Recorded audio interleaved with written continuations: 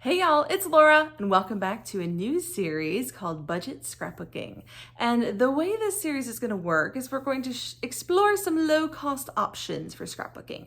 And for me, that means picking a 12 by 12 paper pad.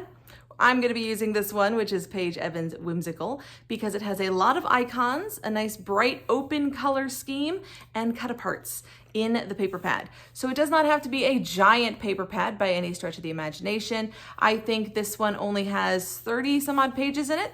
Not too bad. If you have a smaller paper pad, that will work as well. You won't need to use all of the papers inside. But those are the qualifications I would use when choosing a paper pad for this series if you want to join in.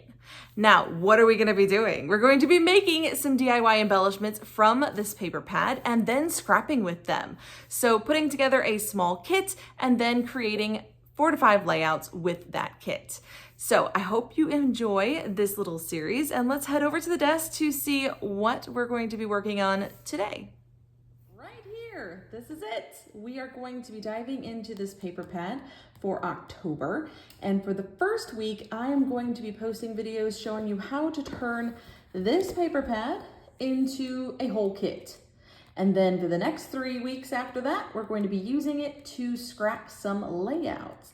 Now my goal is to get at least 5 layouts done with this kit, and I do not intend to use the entire paper pad, but I wanted to give you some tips and tricks for using a paper pad like this to create your own kit, to create your own embellishments. So really the embellishments are the point here. We're going to be making a lot of DIY embellishments this week, and I want to show you how. So one thing I have included with this kit is one little 6x6 piece of paper. I'm not going to let myself call that cheating because a lot of paper pads do have wood patterned paper in them, and I wanted to make some faux wood embellishments, and so I thought this would be a good way to incorporate it into this little paper pad. But that is the plan for October, and I do hope you will join me. This is Paige Evans Whimsical collection. And I will say a couple of things. If you're going to pick a paper pad for this project, if you would like to join me, here is what I would look for in your paper pad. And this is something that I personally look for when I buy a paper pad, which is rare, mind you. Very rarely do I buy paper pads, but there are a couple of things that I do look for. The first one is backgrounds. So I need papers like this that are very subtle and can be used as backgrounds. I also need multicolor paper like this rainbow stripe here. Another thing that I look for is cut-aparts. So let's see if I can find the cut-aparts. There they are. So a whole page of cut-aparts is a great way to get some extra embellishments.